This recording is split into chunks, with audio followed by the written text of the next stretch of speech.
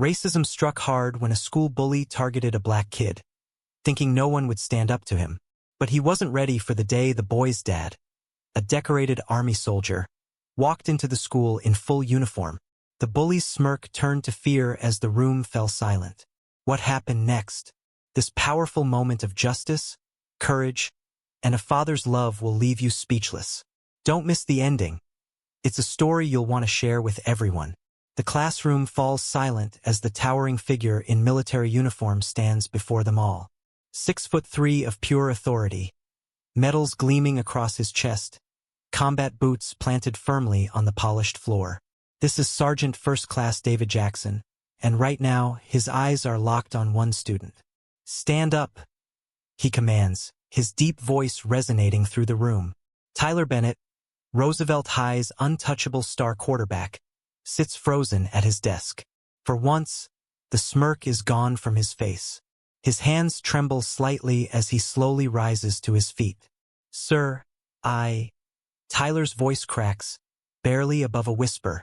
I didn't give you permission to speak. Sergeant Jackson cuts him off, stepping closer. I understand you've had quite a lot to say to my son these past few weeks. About his skin color. About where he belongs. About me. The color drains from Tyler's face as he realizes exactly who stands before him. The bully who thought no one could touch him suddenly looks very, very small. But how did we get here? Let me take you back to where it all began. 3 weeks earlier, Marcus Jackson stood outside Roosevelt High School, backpack slung over one shoulder, trying to ignore the knot in his stomach. At 15 years old, this was his third school in 2 years. The life of an army brat. Constant moving, constant starting over. Just 6 more months, he whispered to himself, a daily mantra. 6 more months until his father's deployment ended. 6 more months until they could finally settle somewhere permanent. His dark brown fingers tightened around the strap of his backpack as he took a deep breath and pushed through the heavy front doors. Roosevelt High was different from his previous schools. The hallways gleamed with fresh paint and polished floors. Students carried designer bags and the latest phones. The trophy cases were packed with championships, and a massive plaque in the entryway thanked the generous contribution of the Bennett family for the new football stadium. Marcus felt the stares as he walked to his locker. In a sea of predominantly white faces, he stood out. The whispers weren't exactly subtle. Is he lost? Must be the new scholarship kid. Bet he's here for basketball. Marcus kept his head down. He'd been through this before. The assumptions, the stereotypes, the constant need to prove himself worthy of being in spaces not designed for him. His schedule directed him to AP Physics first period. As he entered the classroom, he noticed only one empty seat remained, next to a tall, athletic guy surrounded by Letterman jackets and adoring fans. Excuse me, Marcus said politely. Is this seat taken? The laughter started immediately. Well, what do we have here? The boy looked Marcus up and down with undisguised contempt. I think you might be in the wrong class. AP is advanced placement, not affirmative placement. More laughter rippled through the room. I know what AP means, Marcus replied calmly, though his heart raced. And according to my schedule, I'm in the right place. The boy's blue eyes narrowed. I'm Tyler Bennett. My family built half this school. He gestured to the empty chair. Sit if you want, but don't expect any handouts here. That was Marcus's introduction to Tyler Bennett, quarterback, honor roll student, and son of Roosevelt High's biggest donor. The prince of a kingdom where Marcus was clearly meant to feel like an intruder. In the days that followed, the microaggressions were constant. Teachers who seemed surprised when Marcus gave correct answers. Students who wouldn't make room for him at lunch tables. The counselor who suggested he might be more comfortable dropping from AP to regular classes. Then there was Tyler, who made it his personal mission to remind Marcus daily that he didn't belong. Hey, charity case. Did they have textbooks where you came from? Or just picture books? Trying out for basketball? That's the only scholarship you'll get. Must be nice getting in here without actually earning it. Each comment was carefully crafted to be just ambiguous enough that Tyler could claim innocence if reported, but clear enough that everyone knew exactly what he meant. The night before his father deployed, they'd sat on the porch of their small rental house, watching the sunset. "I need you to promise me something, son," Sergeant Jackson had said. "No fighting. Not like at your last school." Marcus had nodded, remembering the suspension that came after he'd finally snapped on another bully. "I promise, Dad. Sometimes the hardest battles are the ones you don't fight," his father continued. "Sometimes strength is walking away." Now, as Marcus endured another day of Tyler's taunts, he repeated those words in his mind. 6 more months. Just 6 more months. But Tyler Bennett was just getting started, and Marcus was running out of places to walk away to. By the 3rd week at Roosevelt High, Tyler's harassment had evolved from just words to something more physical. That Tuesday morning, Marcus was organizing his locker when he felt a hard shove from behind. His books scattered across the hallway floor as students stepped around them, few bothering to look. "Oops, didn't see you there," Tyler smirked, high-fiving his teammates as they passed. "Maybe if you weren't so dark, you'd be more visible." Marcus clenched his jaw and knelt to gather his things. A calculus textbook slid further away as Tyler deliberately kicked it. "You should watch where you put your stuff," Tyler called over his shoulder.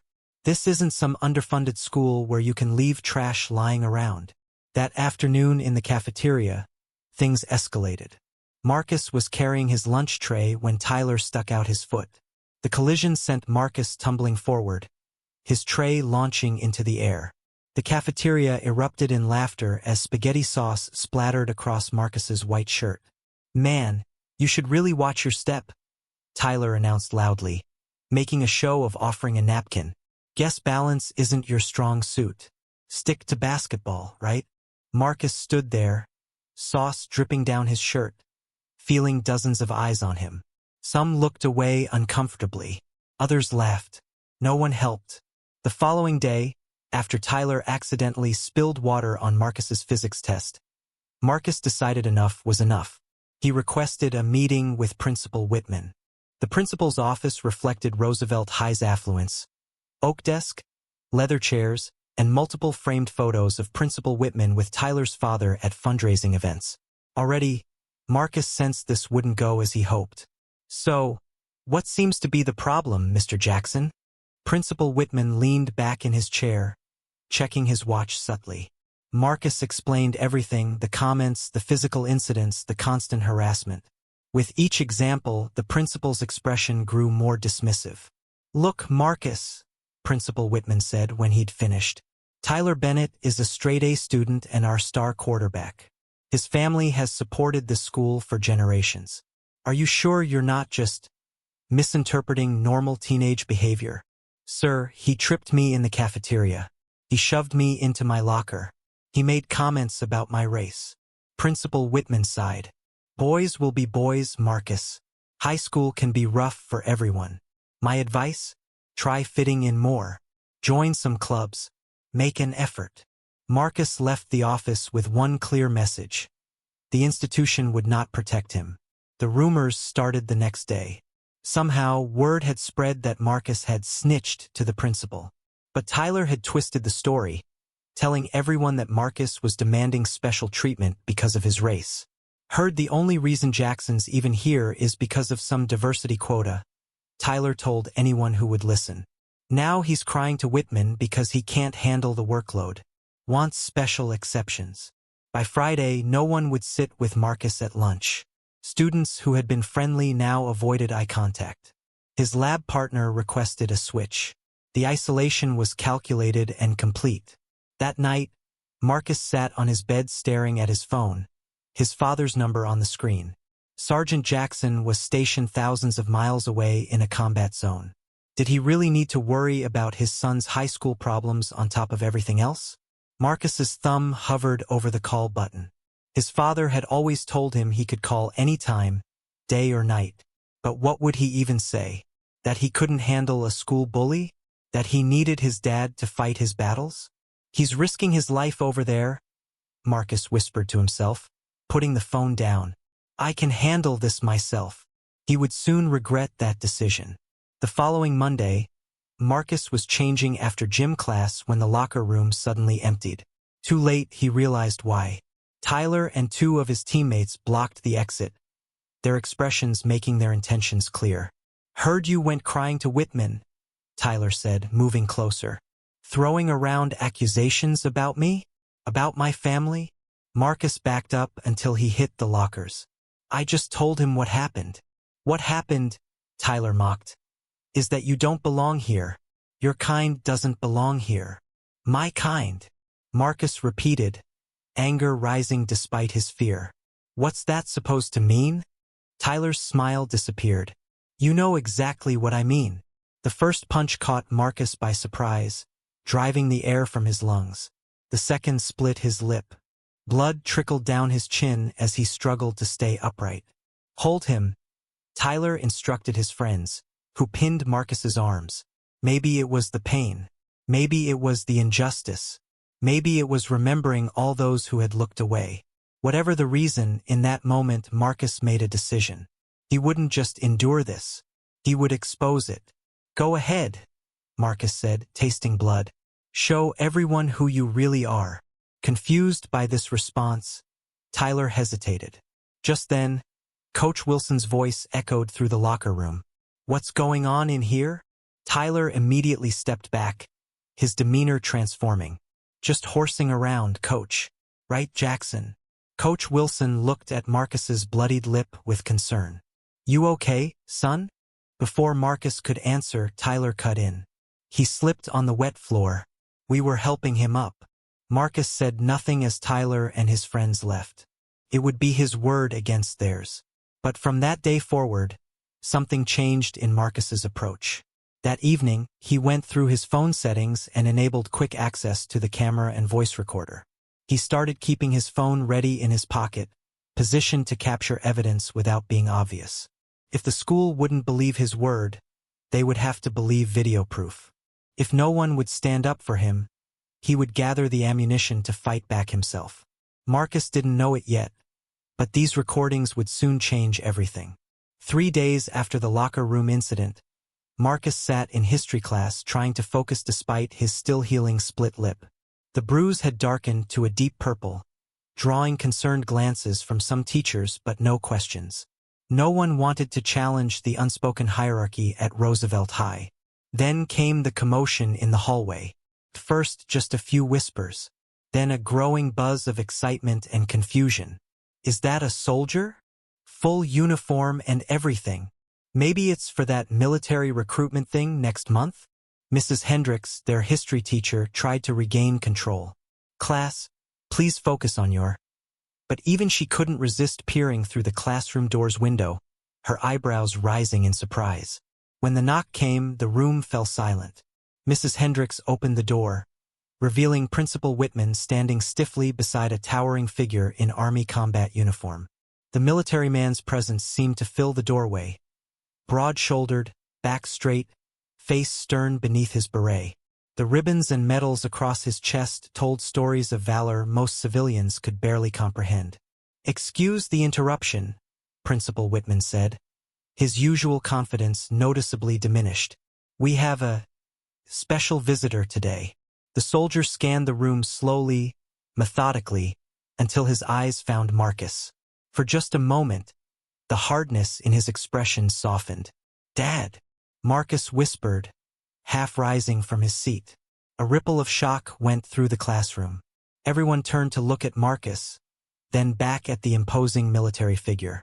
The connection was suddenly obvious in their similar features, though the father carried himself with an authority that commanded immediate respect. Sergeant First Class David Jackson nodded once at his son before addressing the class. "Good morning. I apologize for the interruption. I've been granted emergency leave to handle a family matter." His voice was calm but carried a weight that silenced the room completely. 2 rows ahead of Marcus, Tyler Bennett seemed to shrink in his seat, suddenly very interested in his textbook. "Principal Whitman and I have just had a very enlightening conversation about the school's bullying policies," Sergeant Jackson continued. "It seems there have been some incidents that weren't properly addressed." Principal Whitman cleared his throat uncomfortably. "Yes, well, we take all allegations seriously.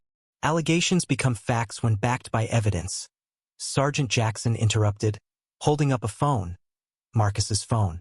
My son may have been hesitant to fight back physically, but he was smart enough to document everything. The color drained from Tyler's face as Sergeant Jackson approached him directly.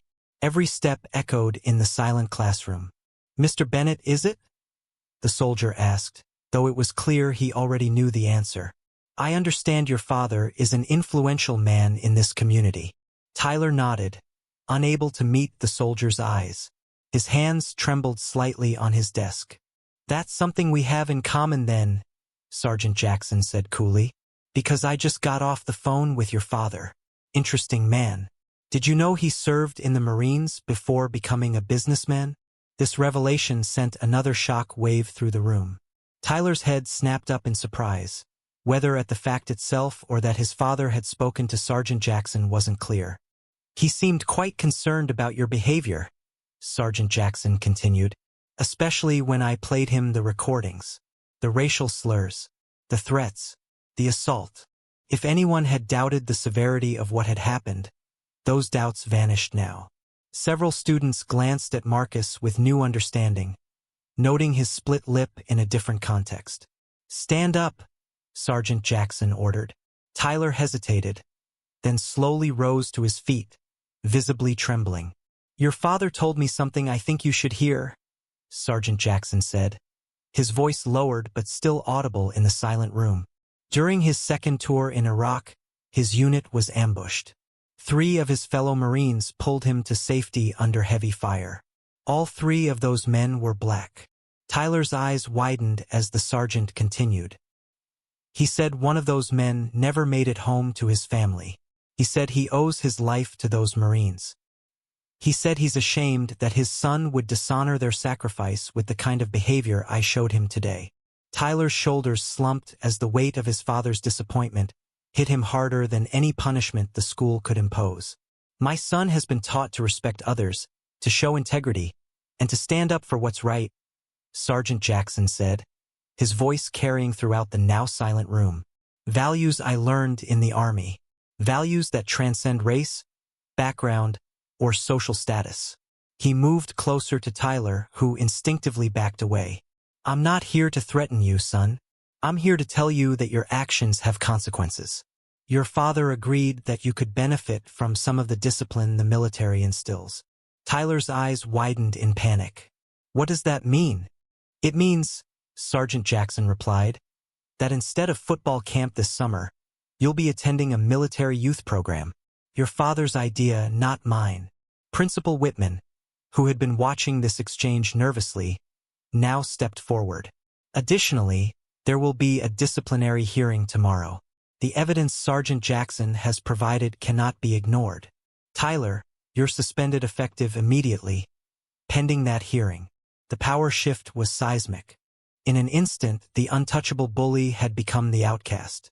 The privilege that had protected him stripped away by irrefutable evidence and the unexpected alliance between 2 fathers. One in uniform, one in business, united by a shared history Tyler had never known. Before leaving, Sergeant Jackson turned to address the entire class. Bullying someone because they're different from you isn't strength. It's weakness. True strength is standing up for others, even when it's difficult. His eyes swept the room, taking in the faces of students who had watched in silence, who had looked away, who had laughed along. Remember this moment, he said, because staying silent in the face of injustice makes you complicit in it. I hope each of you considers what kind of person you want to be. He walked back to Marcus and placed a hand on his shoulder. I'm proud of you for not resorting to violence, son, but I'm even prouder that you finally asked for help. As Sergeant Jackson and Marcus left the classroom together, Tyler remained frozen in place, the untouchable bully suddenly looking very, very small indeed. Behind them, the whispers had already begun. Word travels fast in high school. By the end of that day, everyone at Roosevelt knew what had happened in Mrs. Hendricks' history class. The videos Marcus had recorded began circulating, despite the administration's attempts to contain them. The raw evidence of Tyler's behavior left no room for excuses or misinterpretation. For the next 3 days, Tyler didn't come to school at all. His social media accounts went silent. The football team practiced without their star quarterback. In Tyler's absence, something unexpected happened. Students who had never spoken to Marcus before approached him in the hallways. Some offered apologies for not stepping in. Others shared their own stories of Tyler's bullying. Several teachers quietly thanked him for having the courage to stand up. "You wouldn't believe how many messages I've gotten," a girl named Sophia told Marcus at lunch. "People saying they wish they'd done something sooner." Marcus nodded, pushing his food around his plate. Funny how everyone finds their courage after it's over. When Tyler finally returned the following Monday, he walked the halls alone. No entourage of teammates. No hangers-on seeking his approval. The boy who once controlled the social hierarchy of Roosevelt High now couldn't even make eye contact with his peers. The football coach informed the team that Tyler would remain on academic probation for the rest of the season. His starting position was given to the second-string quarterback. The rumors about summer military camp were confirmed when Tyler had to decline an invitation to the prestigious football camp he'd attended every year. "My parents are making me do this military youth leadership program instead," he'd mumbled when asked, staring at the floor. A week after his return, Marcus was sitting alone at lunch when a shadow fell across his table. He looked up to find Tyler standing there, lunch tray in hand, uncharacteristically hesitant. "Can we talk?" Tyler asked, his usual arrogance replaced by something unfamiliar. Humility. Marcus hesitated, then gestured to the empty seat across from him. He prepared himself for excuses, deflection, or blame. "I wanted to say," Tyler began, struggling with the words. "I'm sorry. What I did was wrong. The things I said were wrong." Marcus studied Tyler's face, searching for signs of deception but finding none. The apology seemed genuine, if uncomfortable. "My dad told me things I never knew," Tyler continued, his voice low, "about his time in the Marines, about the men he served with, men who looked like you, men who saved his life." He paused. "He showed me pictures of them. Said one guy named Williams was his best friend over there. He died pulling my dad out of a burning vehicle." "Is that supposed to make everything okay?" Marcus asked. "No," Tyler admitted immediately. "Nothing makes it okay. But I'm going to that military program this summer. And I'm going to do better." In the days that followed, small changes became noticeable. Tyler apologized to a freshman he'd previously tormented. He volunteered to tutor struggling students in math. When one of his former teammates made a racist joke in the locker room, Tyler was the one who shut it down. "Not cool, man," he'd said firmly. "Not here. Not anywhere." Were these changes genuine, or just a performance for a watching school? Only time would tell, but even a performance of decency was better than the reality of cruelty. 1 month after Sergeant Jackson's visit, Marcus sat on the bleachers watching a track meet when his phone vibrated with a text from his father, now back overseas. "How's school today, son?" Marcus looked across the field where Tyler was cheering on a runner from the team, a quiet sophomore he would have ignored just weeks before. "Better, Dad," Marcus typed. "It's getting better." A moment later, his father replied, "Proud of you. Remember, real change takes time. Some people learn fast. Others need more time. Stay strong." Marcus smiled at the message, but as he observed the dynamic shift in the school, he couldn't help but wonder. Would this change last once his father's uniform was no longer a fresh memory? Or would the cycle of privilege and prejudice eventually reassert itself? He watched as Tyler helped a student who had fallen during the race, offering a hand up without hesitation. Perhaps the answer wasn't in permanent transformation, but in the small daily choices that shaped character over time. Perhaps the most important victory wasn't that Tyler had changed, but that Marcus had found his voice and discovered that standing up for himself could inspire others to stand up too. The battle against prejudice wouldn't be won in a single confrontation, however dramatic. It would be fought in countless small moments of courage, day after day. As Marcus walked home that afternoon, he passed Tyler helping a group of students with a community service project. Their eyes met briefly, and Tyler gave a small, respectful nod. It wasn't friendship. It wasn't forgiveness. But it was acknowledgement, of past wrongs and possible growth. And for now, that was enough. Marcus nodded back and continued on his way, his father's words echoing in his mind. Real change takes time. Stay strong. And he would.